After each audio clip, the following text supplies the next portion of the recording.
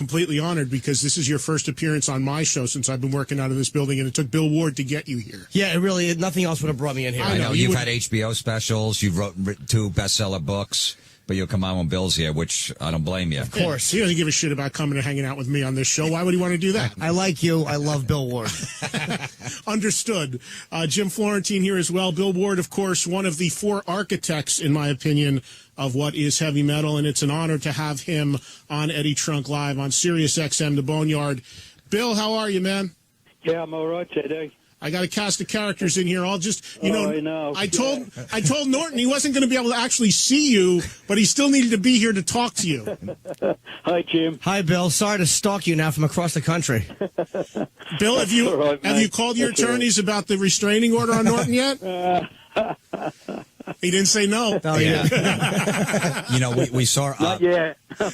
we saw Bill at the Ozzy tribute thing, the Sunset Music thing, or whatever. And me and Jim saw Bill before the show. We're like, "That's Bill Ward," and we're just staring at him. And then we're like, "We got to go over there." We're like, Bill was like a hot chick to us, like going over like Pam Anderson in her prime. Like, you make the first move. No, you do it. I'm like, all right, let's just go over and break the ice. And Bill's the nicest guy in the world. Yeah, Bill doesn't know how to tell people just to fuck off. He's just a nice dude. Bill, were they shaking frantically as they reached for their cameras to take photos?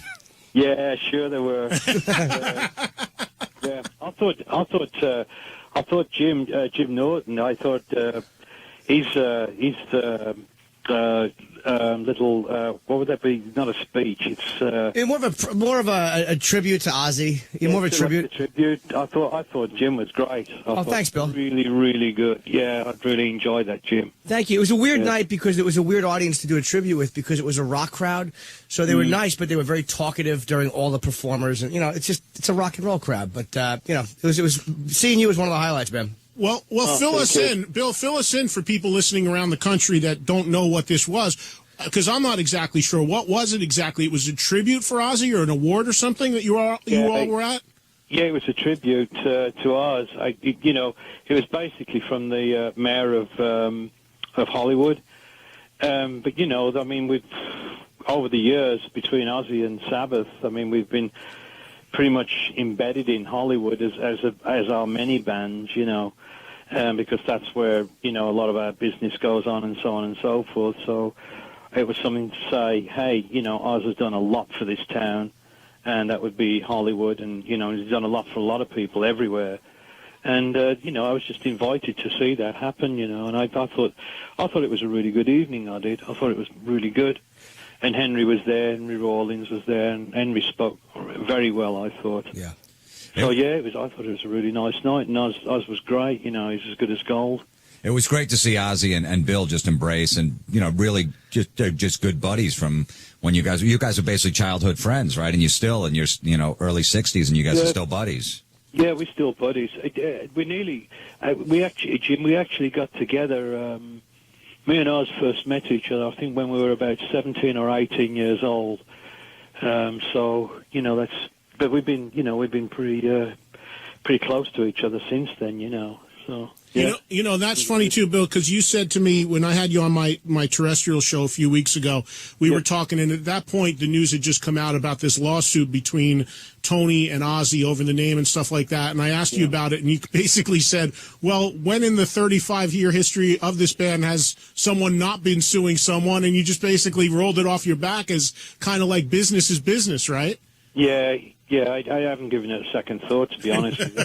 I really don't. It's just like, whatever. If whatever's going to happen is going to happen, and then if we're all involved, we're all involved, and if we're not, over the years, I tend to be let's see what's going to happen, rather than be, kind of jump to it and go, oh my God, what's going on there,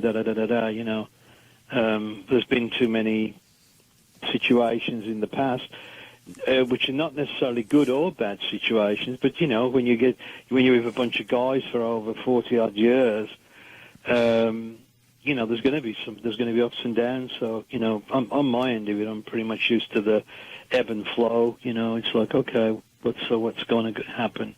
What's next? So I kind of take it or leave it type of deal. Hey, since you guys got into the hall, have you noticed it seems to be a little more metal friendly? I mean, Metallica got in right after you, and now Kiss is nominated, and it seems like hopefully that opened the door for other legitimate heavy metal bands to get into the Rock and Roll Hall of Fame. Yeah, I certainly hope so. I really do. There's just so many good metal bands that deserve to be in there, and I just hope that would be, something that's really going to happen, As a matter of fact, that in my little speech that I made, I was hoping for that, I hinted to that, or said that it would be a wonderful thing if this is the beginning of something where it can open up the floodgates and allow some of these guys to, stand up and be recognized and be honored, by the music industry, if they wanted to be, honored. I mean, I know there's mixed feelings towards the Hall of Fame, and but at the same time, it's nice to know that the door's been slightly ajar at least, and it's allowing some of our comrades in arms to come in and be honored in a more public way, or a more positive, I don't even know what one would call it, in a... more public forum, you mean? Yeah, more like, it's like, it's like we've been honoured by the exclusivity or whatever, if that's even a goal, Yeah, well, I don't want to, I get really, really cranked up about this whole topic, Bill, and that is the fact that I have said for years on radio, television, whatever platform I've had, that I think the two most clueless organizations when it comes to rock and heavy metal are unfortunately the two that get the most attention from mainstream America, and they are the Rock and Roll Hall of Fame and the Grammys. The Grammys are also beyond clueless when it comes to heavy metal. It's basically spin the wheel and let's see what we decide sounds cool this year. They actually gave Lemmy a Grammy for his cover of a Metallica song on a tribute record. They ignored Lemmy for years, and that's what they decided to give him a Grammy for. I mean, they're so clueless. And the Rock and Roll Hall of Fame, I was lucky enough, Metallica brought me as their guest when they were inducted, which I'm grateful for. But to me, there's so many bands that have been ignored. When you guys went in, you mentioned it, Geezer mentioned it. When Metallica went in, Hetfield mentioned it. But here's what's even more disgraceful to me than the bands that have been ignored, is the fact that you guys, Sabbath, were passed over after being eligible for so many years that it got to the point where Ozzy said, take me off the ballot. To the fact that we're talking about Kiss, love them or hate them, but they certainly had an enormous impact. They've been eligible for 10 years and have not even been put into consideration. So to me, when bands like you and Kiss and others go in, it's almost tainted in a way forever for me because of the disrespect that it took to get you there. I appreciate. I understand what you're saying. And I know you guys can't say anything. What are you going to say? It's just my own feeling about it as a fan. No. It's ridiculous. Yeah, no, I hear you loud and clear, Eddie. I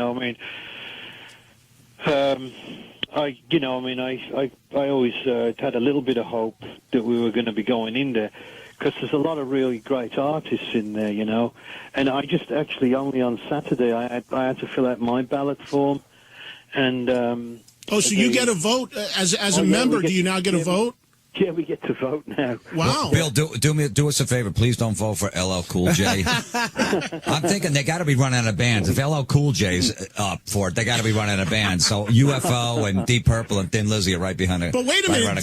This may be a way, what Norton's point is, to why the doors are opening. If Sabbath is in, AC/DC's in, Metallica's in, if by going in it gets you a vote, maybe it'll weigh the scale a little bit, Jim. You see what I'm saying? Yeah, it could be. Yeah. I know the bands that I voted for, and there's actually a 50s band that's up for nomination this year.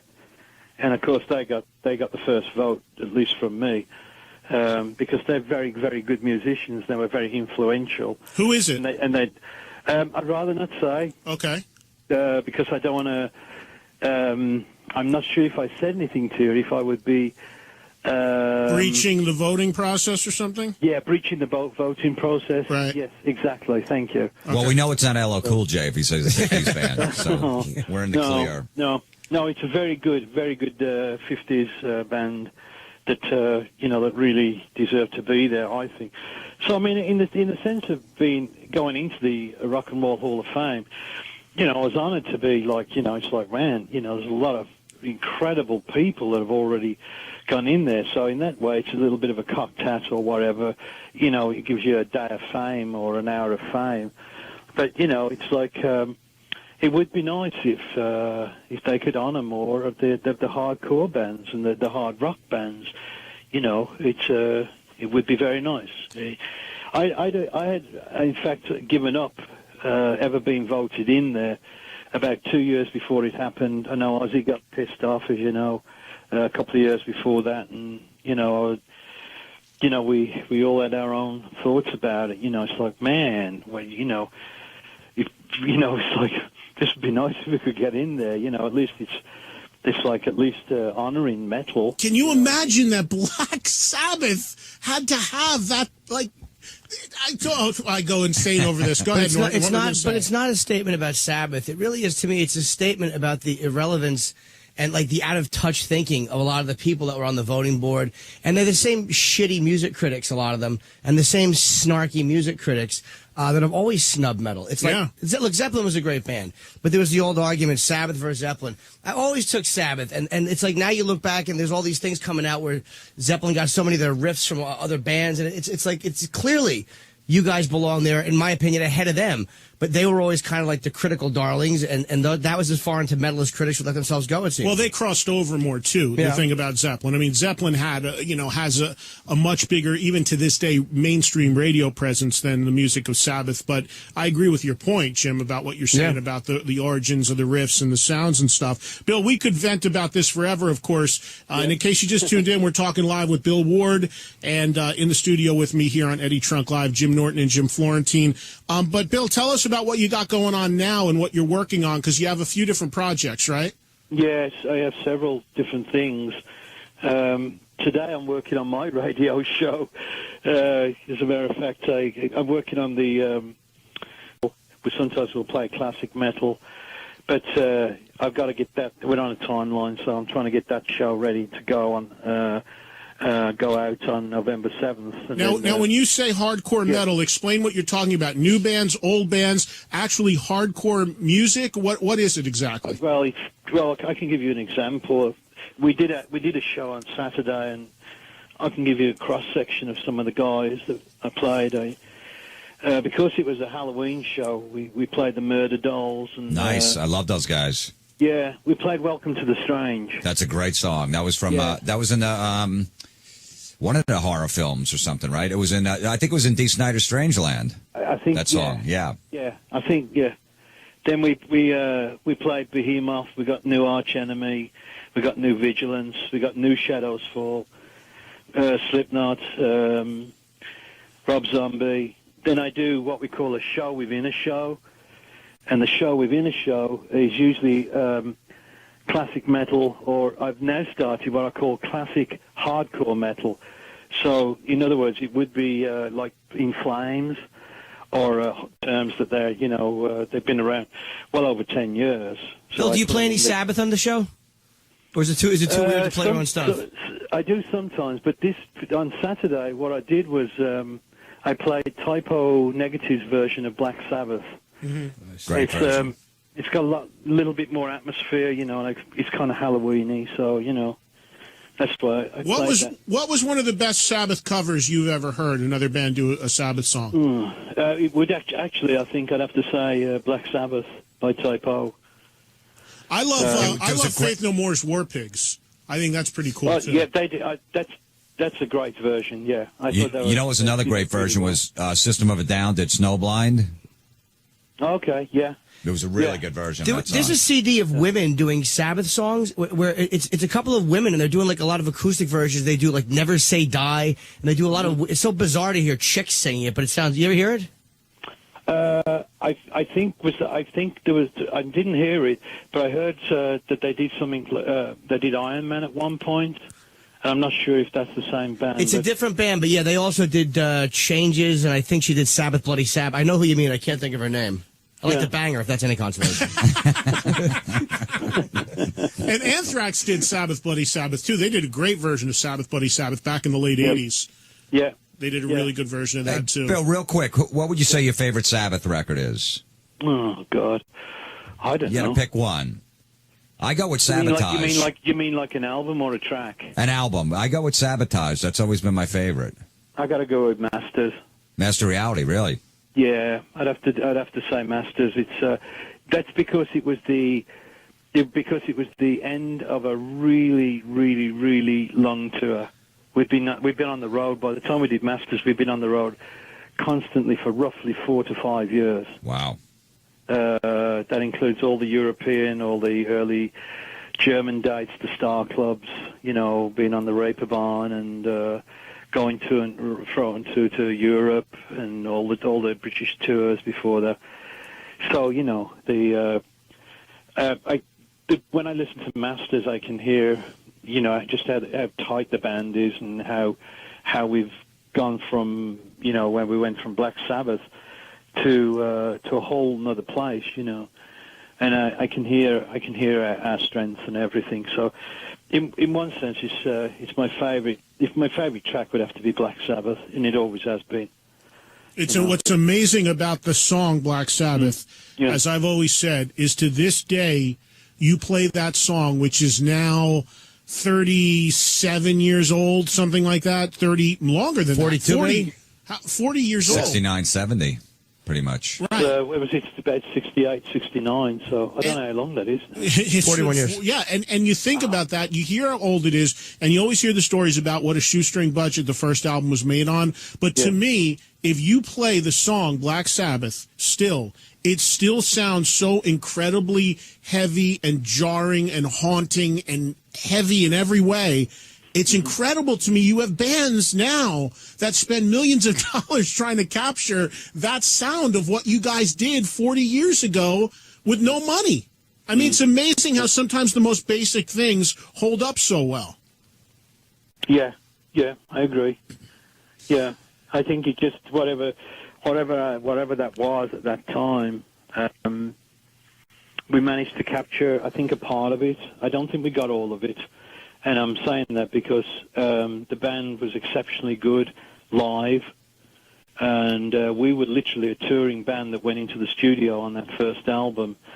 So the engineers and ourselves did our best to get what we could onto a piece of tape, and the result was very good. I think it has a good beginning. In hindsight now, at the time I thought it was, really, really good. But I've had time to hear it now in the last 40-odd years, so I look at it somewhat differently now, and very much from a musical point of view, or a recorded point of view. When I put my engineer's hat on and, listen to it and it's going, let me see, But I still think it's got something that's very powerful, What I like about it most of all, I like the sincerity and just the innocence of our own anger at the time, and our own the way that we were saying something about whatever we were saying something about, and we meant it from our heart.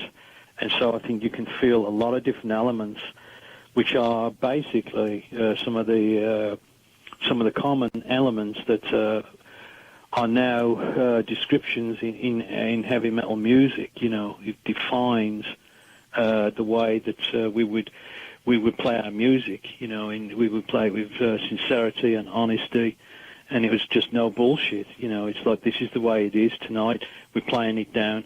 That's it. We're stamping it out, and that's how we did it. And it was almost like take it or leave it. Because we didn't know what else to do other than play like that.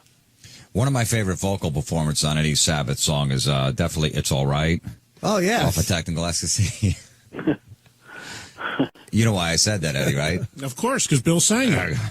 It's a great, I'm telling you, that's a hidden gem, that track. It's awesome, man. There's a weird video of that somewhere, too. I've seen footage of that. Did you guys do that on a TV show, or did you lip sync that somewhere? Because I have seen that actually done by you guys. I think I'm on a lip sync to it.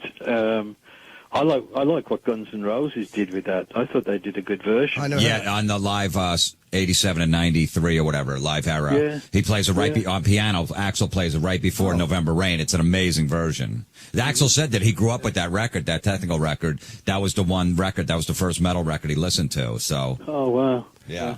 That's pretty amazing. Bill, you mentioned your radio show a few minutes ago. Where can people hear that? They can find all the information out at billward.com. Okay. And if they can log on to that, and it's ought to have all the information of where to find it, because I can never remember the station identifications. I can't. I'm terrible. But you can link to it off of your site, billward.com. Yeah. Oh, definitely. And you're working on new music too, right? Your own music. Yeah. I got. When the last time I talked to you, Eddie, we were actually mastering our mixes, and we've got 2 done, and we're having to take one of the songs back right now. And we've been going from studio to studio. I've got a little bit of bass end on the bottom end. I was doing 36 notes with my bass drums, but the bass drums that I took in there were 26-inch bass drums. And when you're doing 36 notes, you need something a little smaller. And so what we've got is we've got a little boom, and we're having to go in and out the studio right now and just shape the boom off the bottom end a little bit, and hopefully it'll tighten up the track. So we're getting rid of the rumble, then we'll take it in, master it, and we'll have 3 songs ready to go, which ought to be very, very soon, actually. Great. So I'm quite pleased with the tracks. Is it really heavy, Bill, or is it kind of a departure from what people would expect from you? These were there's parts in these songs which are definitely metal, what I would define as metal. There's some softer touches because I like to be a little bit versatile with different things. But when it's heavy, it's very heavy. And when it's something else, then I tried not to lose too much identity in the original sound. I've been writing a lot of heavy stuff actually since the last tour, since the last Sabbath tour. So that would be the last about 3 years ago now, 3.5 years ago maybe. And I just came back so enthusiastic. I think I was talking to Eddie about that. I came back and I was just off the tour, and I was just so enthusiastic about what we'd done. I thought everything could work really, really well, and the playing I thought was exceptionally good. And so I came back and I just wrote batches and batches and batches and batches of music. And I'd say probably 50% of it was really like hardcore, just like really pounding away.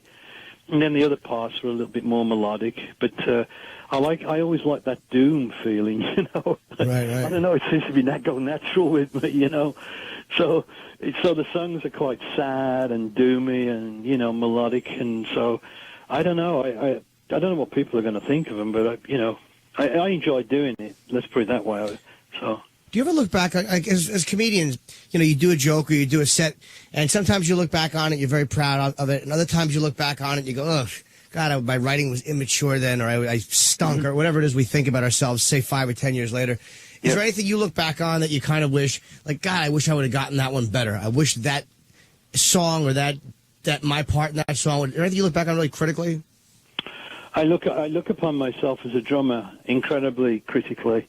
And I don't think there's one thing that I ever recorded that I liked. Really? Wow. And it's because I'm just beat myself up horribly as a percussionist. But at the same time, I can say that. But at the same time, I know that's my ego, and so I've actually lightened up on myself a little bit the last few years, and I've listened. When sometimes the songs will catch me by surprise. In other words, I won't have my critical head on, and so I'll put a Sabbath song on, and I did this a couple of weeks ago.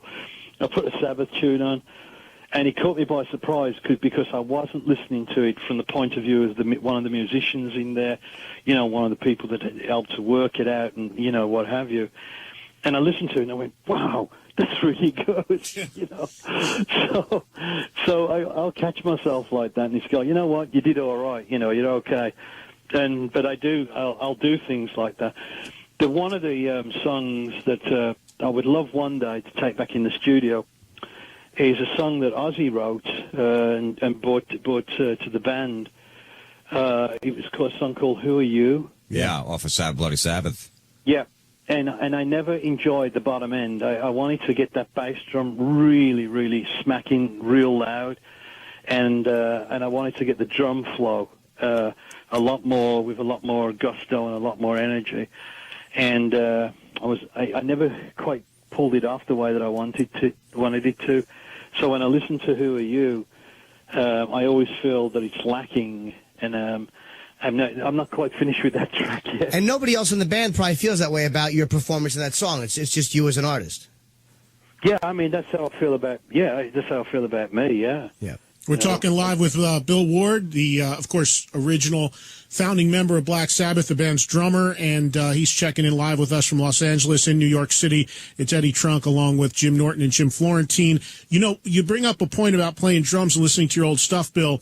Mm-hmm. Drumming is one of the few things that for a lot of musicians gets harder to do as they get older. Their skills tend to diminish. They lose their timing. They can't hit like they used to. Physically, it's obviously a physical thing. Your arms, your hands, arthritis comes in, whatever may happen. I've seen it happen to a lot of drummers. How have you held up? Do you feel you're better now than you used to be, or do you have some limitations as to how long you can play and things that start to hurt you after a while?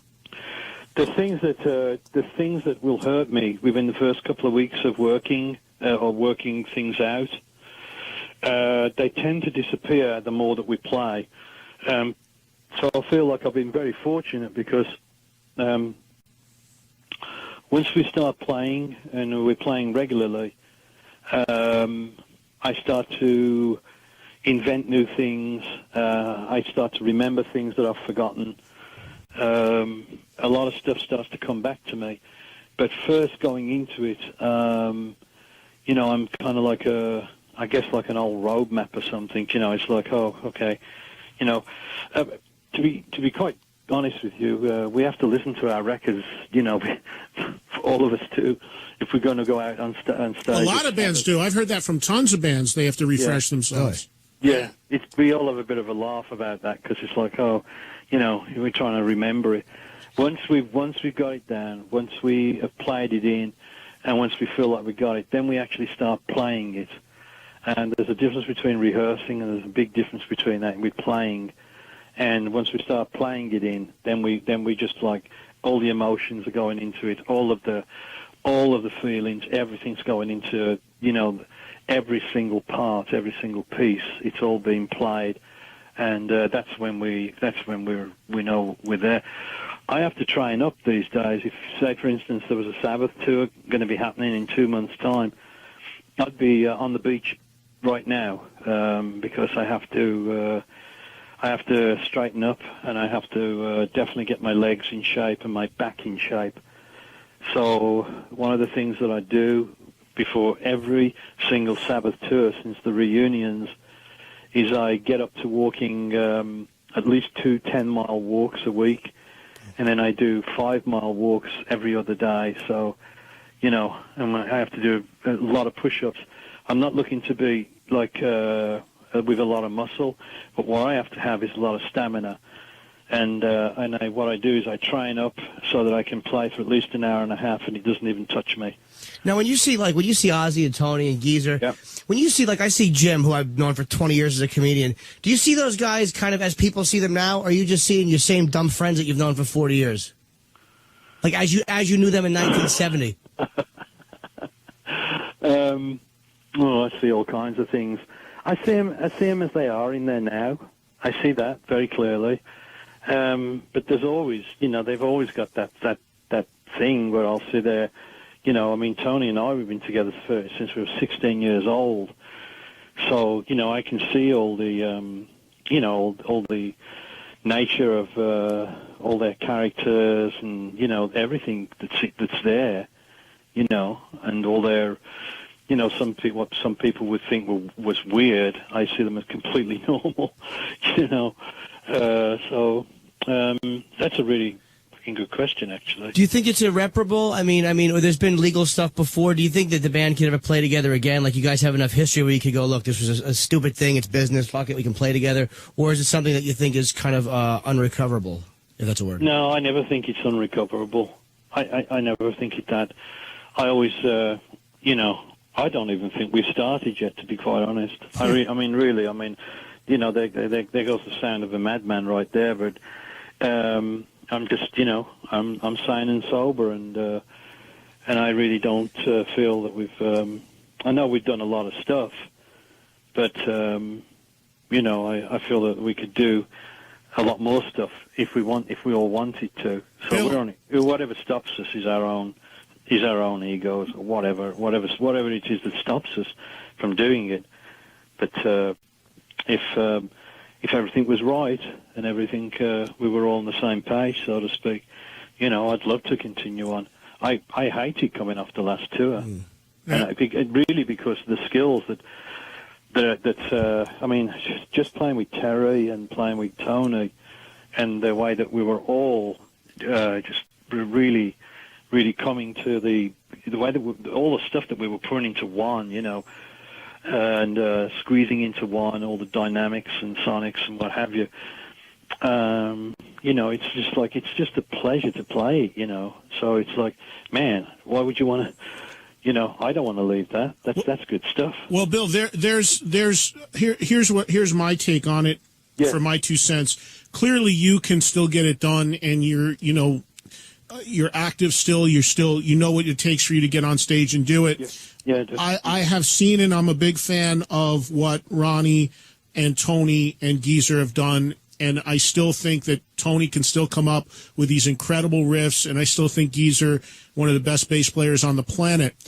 And I say this with all due respect to the man and the legend that he is, but as a fan, Ozzy's vocal issues, and I brought this up to you last time, are legendary amongst fans. And I mean, we've all seen it. It's not anything to be ashamed of. It's not a secret. People have seen him either solo or at times with Sabbath, knows he has struggled to the point where he's admitted. I once at a show where he admitted it on stage 2 songs in that he simply could not sing anymore. So that is, to me, the biggest X factor in a reunion of Sabbath. We'd all love to see it, but I question whether Ozzy is still able to sing that material. I mean, I've heard people in his own solo band tell me some of his biggest hits aren't even close to making it into the set and will never be played live again because he simply cannot sing like that anymore. And that's his solo stuff from the 80s. So, you know, that's where my biggest point of concern is. Do we get a point where we're going to have a virtual Ozzy up there, or can he condition himself to the point where he can do it again on a night in, night out basis? Mm-hmm. Yeah, I understand what you're saying. I mean, I'm going to obviously be defensive in Ozzy's favour. He's, we're long life friends here. Yeah, understand. I'm rooting for it. I'd love to see it, but I don't want to see it and see him out there struggling to make it past the second song every night. That's not good for anybody. I think if Oz was allowed to work out the best possible workplace or the best possible atmosphere for himself, then I think that the problems that that are scouting around right now in our conversations here would be diminished by at least 70%. Can I tell you honestly, I saw Ozzy, Bill, it was probably 2 nights after I saw you at the, he headlined the Sunset Music Festival. Yeah. And I hear he's sober now and he's pretty healthy. And I'm not just saying this because it came up. It was the best I've heard him sound in a long time live. Mm-hmm. And I even said that, I was saying this to Sharon, I even said, he sounds amazing. And she's like, he sounds great. It was just, maybe the But he the did healthy 2 lifestyle. songs, Jim? He did 2 songs? No, he did a whole set. No, he did a whole set. Oh, he did? Oh, this dude, he's a headline set. And maybe the sober lifestyle or maybe just being a little healthier has helped. Because sometimes if there's stuff going on that, like, you're not living the healthiest, it affects you when you perform. I hope that it's correctable because no one would want to see it more than I do. But the one thing I don't want to see is the guy go out there and really, you know, I saw it. I watched him hit a microphone stand against his forehead on stage and saying, I can't sing anymore. This is bloody killing me. I watched it from the third row at a show in New Jersey. Yeah. And you don't want to see anybody go out like that, you know, and that's my only point. But Bill, is it easy? I know you guys, when you're on the road, you want to play shows every night. You're in a groove, and you know you get bored on days off. Is it easier to do like every third day, do a show, take 2 days off, so Ozzy's voice can rest and it can be ready? Well, that's a very good point, Jim. Right there is for me, it's actually quite difficult to play because once I'm warmed up, it's better for me to play a show, you know, like 5 shows a week or something, or 6 shows a week. It's good for my bones. It's better for me to do it that way. However, I know that you know that's not a realistic idea now. When you know, if we have ours, obviously with the original band, you know, if we go that route. So we did that. We tried to you know, work just 2 or 3 shows a week, and it was a little bit difficult. It was a little bit difficult for me in the sense that I would have to kind of mini charge myself, and I would have to do stick practice and, you know, really keep everything in tune. I would have to keep myself tight while we were taking those couple of days off, you know. Yeah. Whereas I wouldn't have to do that, you know, if we were playing direct shots every night after night, you know. So there is a little bit of trickery there, but you know, I'm willing to also. I don't mind doing that. That's not a complaint. I'm willing to do whatever we have to do to make a good performance on the stage, and for us to work in his own pace, which will suit his voice, you know. So I totally support him in that. You know, that's something that I don't have a problem with. I know what I have to do my end to stay tight, and if it means being down for a couple of days, then so be it. You know, I know that it makes the tour more costly, and you know, there's all kinds of things that come into play, and you know, but I think there's a way around everything. Well, it's a small sacrifice when you look at the amount. There's so few bands that are actually playing after 40 years. I mean, it's almost like if you're in the final 1% of bands that can still go out together after 40 years, I mean, there's going to be little sacrifices, you know, which it's a small price to pay. I mean, you look at the Stones and a few other ones, but how many bands are really playing? But even one years? better than that, Jim, how many bands can go out, and if we're talking about the original Sabbath, they're all alive and they can all be the original band. You even mentioned the Stones. I mean, that's down to 2-3 guys, basically. You know, all these bands, The Who is down to 2 guys. I mean, there's only Sabbath and Aerosmith and I think Cheap Trick are the only 3 bands I can come up with, and ZZ Top from the 70s that still, if they're in their original incarnation, have the original lineup and can still put the original lineup out there. That's pretty much it. Or, you know, there's other bands that can do it but don't, but you know what I'm saying. So it's a very special thing. It's a very unique thing for a band from the 70s or even the 80s, for that matter, that is capable of doing their original lineup still, and that could go do it. I mean, and clearly, Bill, it sounds like something you'd like to do one more time. I mean, have there been any talks about it? No, there's been no talks going on at all. It's something that I'd like to do more than one more time. I'd like to continue to do it, you know. Because number one, because it's a pleasure, and it's just great. It's a lot of fun, and you know. What year was the last show? Trouble. How long ago? 3 years ago? 3 years ago, I think. We did a tour of Europe, which was brilliant, and then we did a tour of the States. And the only rough gig in the States that I had was in Boston. They got a floor that soaks the crap out of the bottom end, and so, you know, and it was a little damp, and I had some head problems, but other than that, you know, we put it together. Excuse me. But so it was a little, you know, I was just slightly off where I wanted to be, on a personal level, the show went down great. Everybody loved the show. But that Boston was the only gig where I feel like I was just under where I wanted to be, Right. But, so, I thought it was great. The last two I thought was great.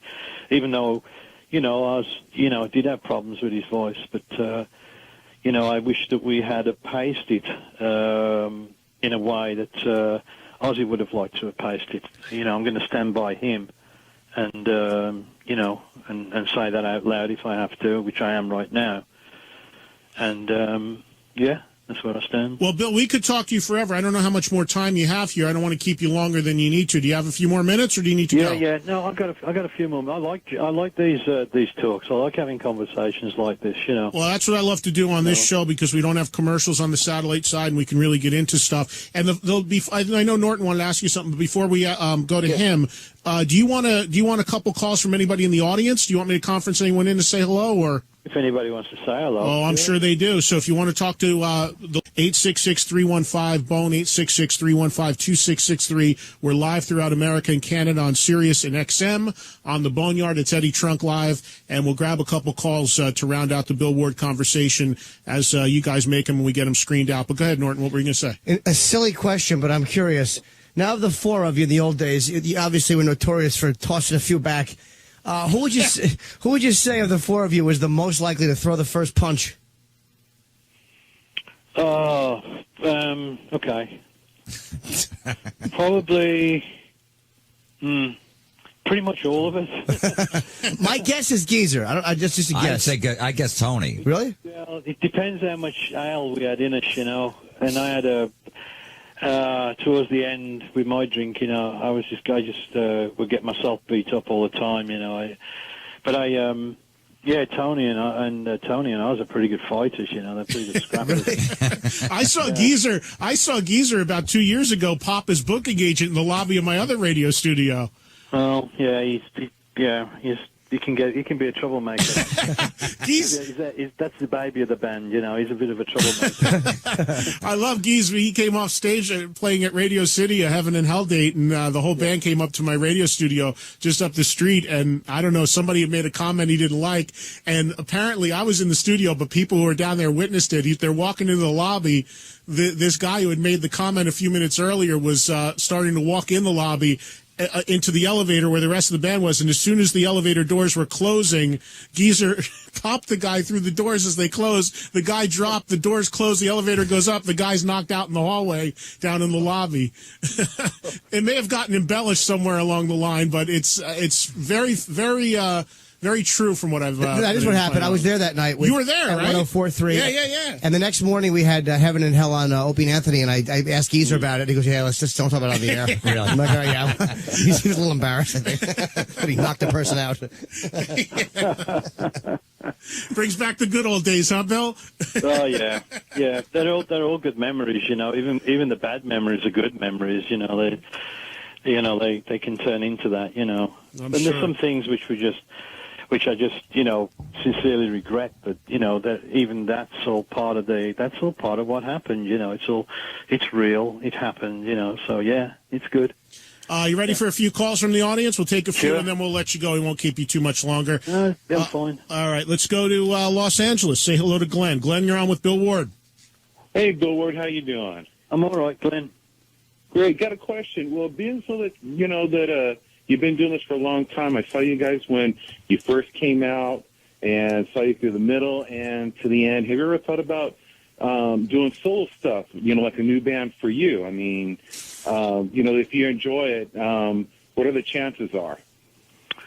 Well, I actually do have a band, and I've had a band for some time. We keep trying to break our records into the marketplace.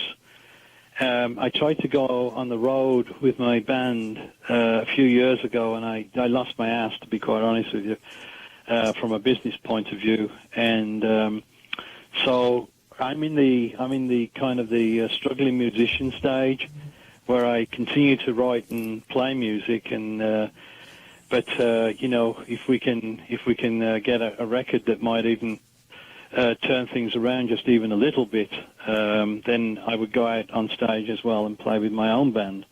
And my own band's called the Bill Ward Band. So I think it's hard. I think it's hard, Bill, for people to understand. I've had this argument with listeners all the time. There's a perception out there that you're Bill Ward, you're a founding member of Black Sabbath, you're a legendary figure in music, and that no matter where you go on the road, there's going to be a ton of people that are going to come out, and it's going to be great just because you're Bill Ward. Doesn't really work that way, does it? No, it doesn't. No, not at all. Not at all. With the Sabs, I can go on stage in front of 70,000 people. Sure. But, you know, when I go on the road with my own band, you know, we can be playing in front of 50 people or 100 people, you know, so that's what it's like. And it's something that I'm not afraid to do by any means. But it is nice when I get some of the basic supports that you need to have. You know, we've tried to do this before, and it hasn't worked out. Eddie. Yeah. Can I change my phone to call you right back? Yeah, absolutely. We'll put you right on as soon as you call back. Okay. All Okay. right, thank you. Thanks. We're going to get Bill Ward back on here for Norton. You loving this or what? How do you not love it? He's just there's no one nicer in music than Bill Ward. He's a sweet guy. And as we're about to talk about too, he's so like, look, I mean, I've kind of lost track of some of the newer metal and stuff like that. This guy knows like the whole spectrum. Yeah. I mean, from 50s on forward, it's incredible how much he keeps up with stuff too. And I mean, just be able to talk to, you know, look, it may sound corny, but I call Black Sabbath the founding fathers of metal, and to talk to one of the four architects of that genre is an honor. It's great to have him on the other show, and it's great to have him here as well. So you guys hold on. Bill's going to call us back. I think we drained his battery. Yeah, I can hear the phone go duk. The little duk. I was like, all right, it's time to hang up. What how often does he do his radio show? Do you know? Hold on, he's back with us. We'll find out right now. Bill, we got you back? Yep. Okay, great. We were just saying. Sorry about that. No problem at all. Before we take another call, Norton was just asking while you were gone, how often do you do your radio show? It's once a month. Okay. So you put a new show up people can just access and listen to online. Yeah, the show's we've actually been on the air for about, I think, 5 or 6 years now, and we went through the deals where, you know, other without mentioning names, there were other associations that wanted to include our show. They wanted to include our show, hoping that I would spend more time on classic metal. Rather, because I do spend time in classic metal, but I also love a lot of the newer guys in the last 15, 20 years, you know. And so we ran into some politics, and my show is basically about what I like to play, and you know, there was no compromise. You know, I didn't want to. This is something that's been really enjoyable for me, and I didn't want to. I didn't want to share it with you know, the hierarchy, or you know, or with the. You didn't want the suits to muck it up, is what you're saying, right? Well, something like that. Yeah, I didn't want to collaborate. Right. You know, it's like the bands that I pick them because I think they're really good bands, and I didn't want to be throwing in, you know, anything else into the show. When people listen to my show, if it's a hardcore show, they're going to hear hardcore metal. They're going to hear the best in the world, basically.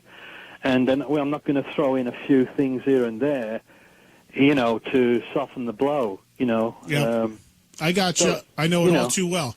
That's one of the things that ruined radio. It was guys, upper management, trying to talk about playlists and focus groups and research instead of letting people who know music just play what they want to play. Well, I'll tell you, I've spent 26 years now in radio, and one of the most astonishing things that I've seen of all the places I've worked and in radio, not exclusively, but a large portion of the people who made the decisions truly didn't care about the music, didn't know the music, didn't get the music, and didn't truly understand the audience and didn't live it.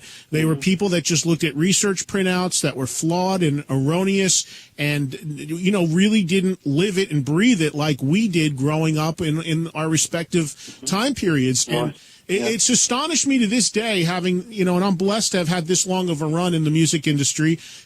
and I hope it continues, but it's astonishing to me that in certain areas, the places I've worked, certain people in positions of power just are clueless about it. And it really is a big part of why things, and ultimately you'll get blamed on the outlet or the demographic or the company or some other bullshit. But at the end of the day, it's because the person calling the shots ultimately didn't know what they were doing and couldn't keep their hands off from people that did.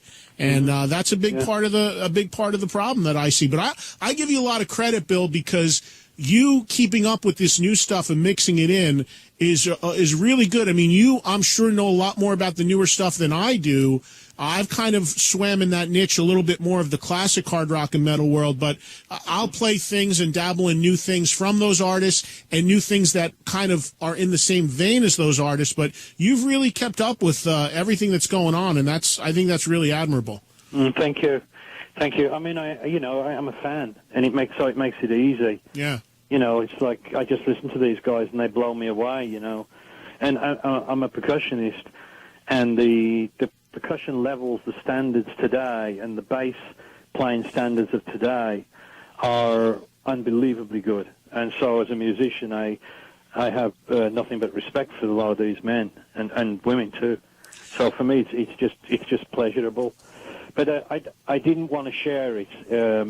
I'll share it with, I have to stand for something, and, my deal is metal. I mean, that's been my life, hard rock. Then we got turned about with metal and, or heavy metal. And, that's what I stand for. That's where I live. And on that basis, then, it reflects in the shows that we do. It's just that if people are going to listen to our show, then they're going to hear, in my opinion, some really good metal bands. Well, you can find out more about that at BillWard.com. Jim Norton is still in the studio with me. It's Eddie Trunk. Jim Florentine had a split, but we'll grab a few more calls for you, Bill, and then we'll let you go. We appreciate all the generous time. Let's go to Iowa right now. Say hello to Joe. Joe, you're on live with Bill Ward. Hi, Eddie. How are you doing? Hi, Bill. Hey, Joe. Oh, my God. I'm such a huge fan. I don't know if I can get this out, but I'm going to try. First of all, I just wanted to tell you how huge of a fan I am. I mean, I grew up on Ozzy and Black Sabbath, got me through a lot of my life. But my question is, I guess I was just curious to why you weren't part of, like, the Heaven and Hell project. What went on with that? Yeah, I already had reservations about doing it because of my relationship with the original band, the way that I feel in the original band. But I got past some of the reservations, and I wanted to just see, where it would go. And unfortunately, there was some musical ideas that I couldn't adhere to. I simply couldn't do them because of my musical integrity, and so it just simply didn't work out. It didn't work out for Tony, or Geezer, or Ronnie, and it didn't work out for me either. So it was just as well that we parted ways, and we went on. They went on to do whatever they had to do. They've got Vinny, who's a great guy. Vinny's a friend of mine. It's all in the family type of deal, so and that's why I'm not with them. And as I mentioned to you before when we last spoke, Bill, you were originally going to be a part of that because I was in England at the time to do a TV special for VH1 Classic back then, 4 or 5 years ago, whatever it was, and we were expecting you to be a part of that, and then it all kind of I guess just before you started, they started recording the 3 new songs for that Dio Years collection is when it kind of fell apart for you, right? Yeah. It was. I felt a little bit musically compromised, and at the same time, I was unable to give the guys what they were asking for. And Vinny is much better at being able to do that. Vinny's, I think, his integrity is great, and he would be able to do and give the band what they were asking for. I'm not. Sometimes it might sound crazy, but I've never regarded myself as a drummer. What I do is I react to music. I know there's a lot of guys out there that are what we call concert drummers, and that's what I am. I play in a concert way, and not necessarily in the traditional way of playing chops tight and having all the right stuff which you normally hear from a drummer. Mm-hmm. I react. So if I hear something, I'm going to react to it. And so to ask me to play like straight fills, or to ask me to play, even the simplest of drum beats, can actually be quite difficult for me, because I move at my own pace.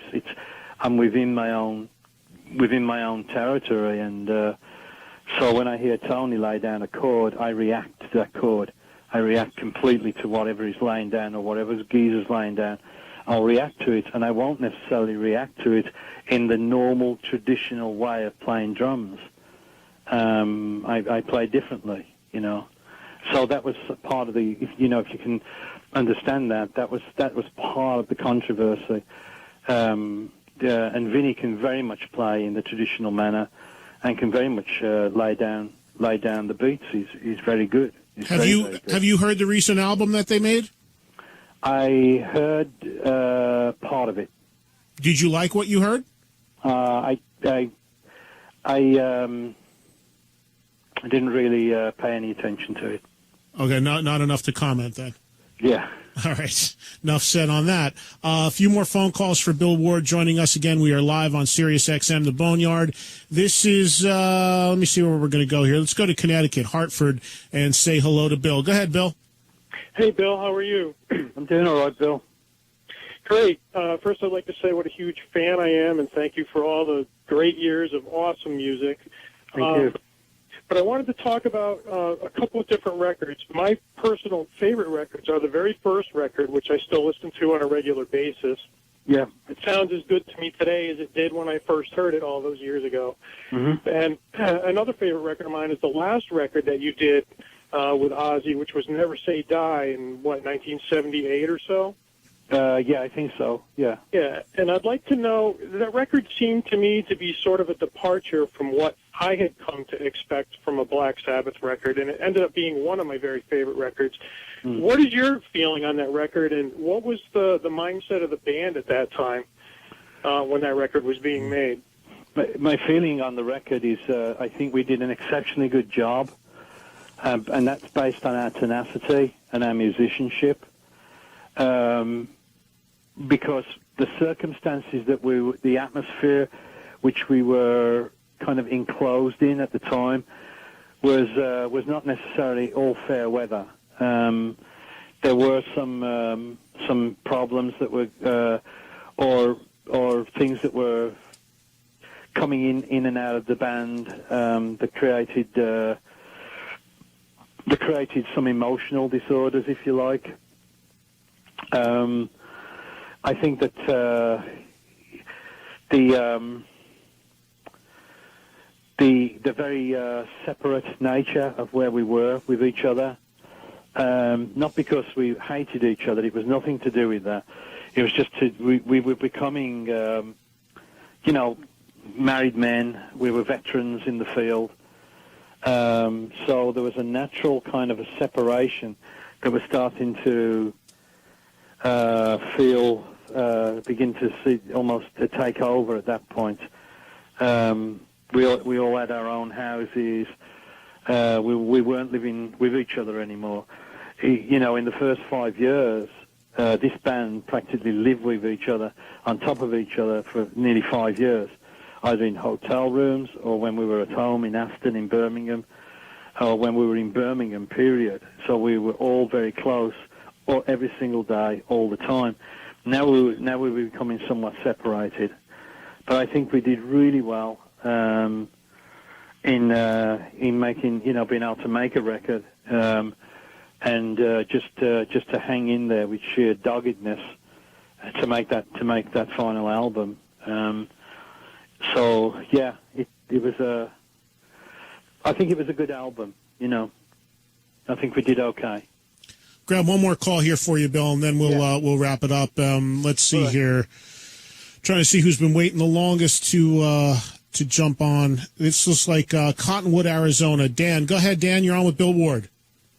Wow. Hi, Bill. First off, I'd like to say thank you for all the great years of music. I'm a huge Black Sabbath fan. I've been to a number of Ozfests. I've been to probably 12 Ozfests. And I guess my question for you is, do you ever see yourself touring with Ozzy on an Ozfest again? Well, as we were talking about that earlier with Jim and Eddie, in the sense of if we were all on the right page or on the page that could work for all of us, I would love to. I'd like to, most certainly love to continue to tour, whether it was Ozfest or just a Sabbath reunion tour, whatever that might be. I have a complete open mind towards touring with the original band. So that's something that's I would love to happen if it could happen, but unfortunately I don't know if it would ever happen. But I always keep an open mind to that. Well, as long as the four of you are still, thank God, breathing and healthy, it's always going to be an option. It's always something that's going to float out there. Jim, you want to add anything before we let Bill go? Just the most important thing about Bill Ward, he is the only member of Sabbath who has yet to sign my photo with Sabbath. I have a photo. I knew it was coming. I have a photo with the band from the Rock and Roll Hall of Fame induction. It's the greatest moment of my life. It's me and all four guys with their trophies. I'm wearing a tux. And I got Ozzy, Geezer, and Tony to sign it, and Bill is the final holdout. But I will get him. He told me he thinks you're a prick. He doesn't want to sign the picture. I don't even disagree with him. If he signs it, he'll never have to look at my fat face again. Like I said, Bill, get the restraining order and call your lawyer because Norton's actually coming west tomorrow, aren't you? I go a lot for Leno. Yeah, so I'll be there tomorrow. I'll be there at the end of the month. So I actually email with your assistant. We'll work it out sometime within a month or so. Yeah, that sounds good, Jim. All right. Well, listen, Bill, anything you want to add before we let you go? I just enjoyed talking with you guys, and I enjoyed talking about the bands, and the music, I'm really glad that we've got shows like yours, Eddie, where we can talk about metal bands and talk about, all the ins and outs of everything. With pretty good honesty. Yeah, well, that's what it's about, and that's what I try to do, and I appreciate that coming from you. That means a lot, so thank you. Mm-hmm. Yeah. And will people check out Bill's show as well, which, again, you can find more information about at billward.com. Bill, to go out, since you are such a metal connoisseur and an ambassador to metal in so many ways, what is the one new band that you could recommend to my audience that you're really listening to right now, the one band that you really love the most at the moment?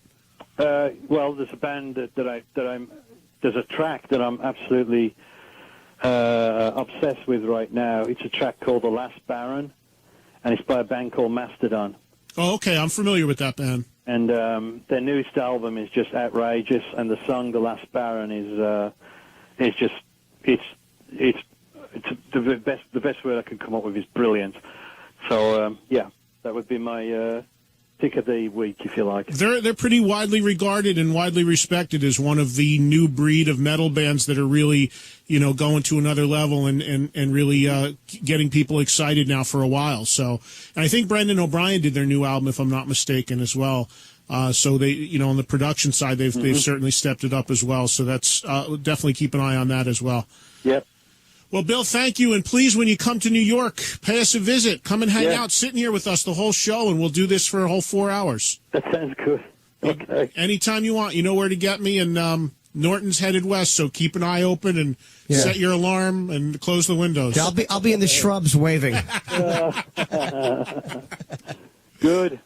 All right. Thank you so much again for the time, and stay in touch with us, okay? Take care, Bill. Good luck with the album. We'll look forward to that, and everybody go to billward.com to keep up with everything going on. Thanks, Eddie. All right, man. Take care. Take care. Bye-bye. Bye-bye, Jim. Take care, Bill. What can you say? The man is every bit, we throw the word legend around a little bit heavily, but He qualifies. I And mean, come on. He's such a nice conversational guy. I've met Bill a few times, and he's always that nice. He's like, he really is that guy. How have you met him a few times, but you never got the thing signed? Well, I met him once. My first time meeting him was I got to interview each member of the band individually, except for Ozzy, in their trailers at Ozfest. I got Geezer, Tony, and Bill. And Did you do that for Opie and Anthony? Yes. Okay.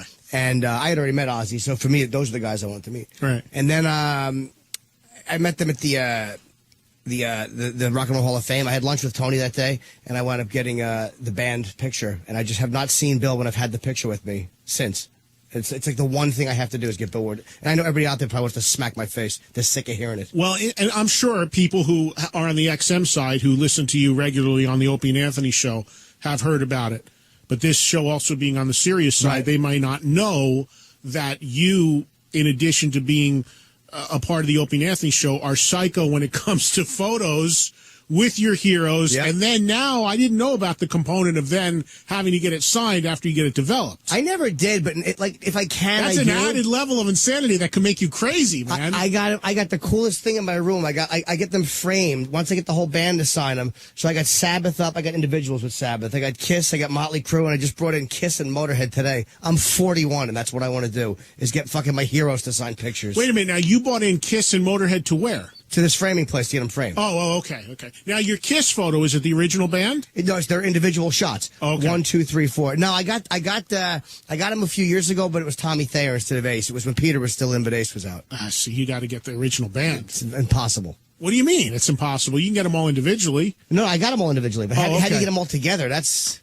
Oh, yeah, well, that's the other thing. Who knows if that'll ever happen? I know. But that's the other thing where they're all still alive. Actually, I'm shooting. Peter Criss is one of our guests tomorrow on the final 2 episodes of That Metal Show that we're taping tomorrow. He's going to be in? He's coming in. He's doing my show tomorrow, the TV show. And people will see that. That'll be our last show of season 3. So I think it airs like somewhere around the end of November for the first time. But Peter's going to come in, and it'll be great to talk to him. And, of course, I'm sure you heard the news with him with breast cancer. Yeah. And he just came out, and I spoke to Peter on the phone Friday. He's doing really well. He's cancer-free. He's in a great place, and he's really he feels it's important to come out and talk about this because he said, a lot of guys never even consider or entertain that as being a possible thing, but it really is something that you have to really be aware of, even if you're a guy. So some NFL player had it, and somebody else had it that was pretty well known. It's like it's not uncommon. It's just not. And as common another as it drummer in a rock band had it, and it's the drummer in Zebra.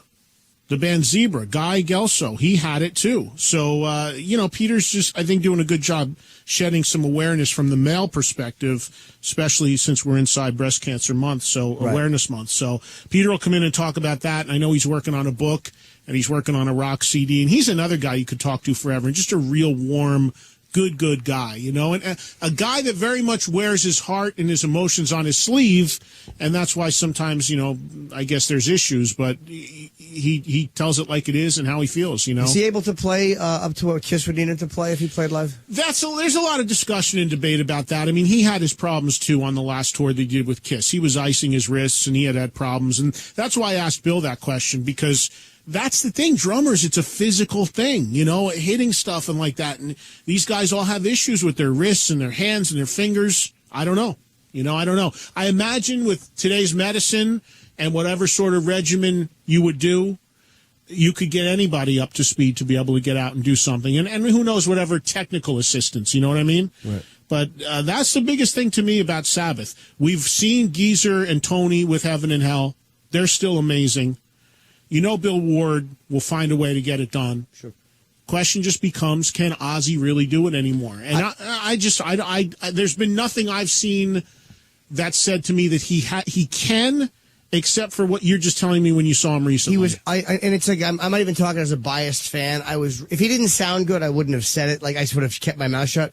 But because Sharon was there, I wasn't going to say to Sharon.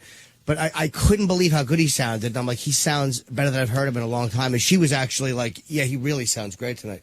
Like, I think that just a healthy lifestyle seems to have, maybe helped him out a little bit. Now, the show you saw when you were with him, with Ozzy, and did all this, was it this new guitar player with him, this guy Gus? It was Gus, yeah. And what was that about? It was his birthday, and he was actually a little nervous before he went on, because I think the fans have been kind of giving him a hard time because they want Zach.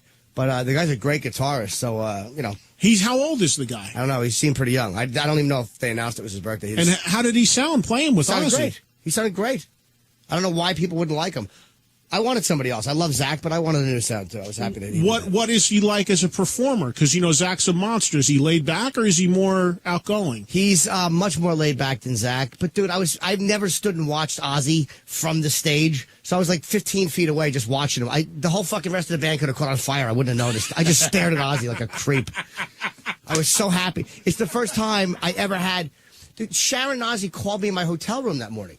I got a call. I was woken up by Sharon. She goes, "Hello, Naughty Norton. It's Sharon and Ozzy." And they invited me to the show. I couldn't believe it was happening. I got to look at some clips and see what this kid is all about. I love Zach, and I think it's a dangerous move for Ozzy because Zach carries so much of that show, and he's such a monster on stage as well as a player. But look, I'll give the kid the benefit of the doubt. I'll check it out and see what I think. I haven't heard a note or seen any video yet, but you know, I understand both sides of that kind of situation, but Ozzy's Ozzy. He can do whatever he wants. And Zach will be the first person to tell you that. You know, Zach, I've talked to Zach about it. Hey, if the boss wants to go do something else, go ahead.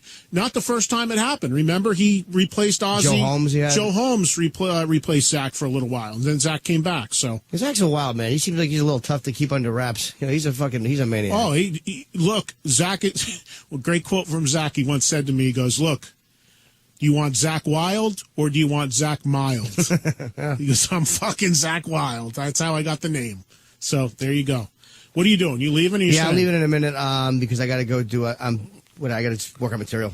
But you're going to you're doing stuff for Leno this week? I go Leno tomorrow. Show? I do it Thursday. It's a panel discussion with other people. Like we just kind of shit on daily topics. But my actual next 5-minute block of time is, I think, October 29th. They just booked me today. So what you're doing for the Leno Show this week, people will see at the end of October, the next week or whatever? No, that's a different one. They'll see it Thursday night.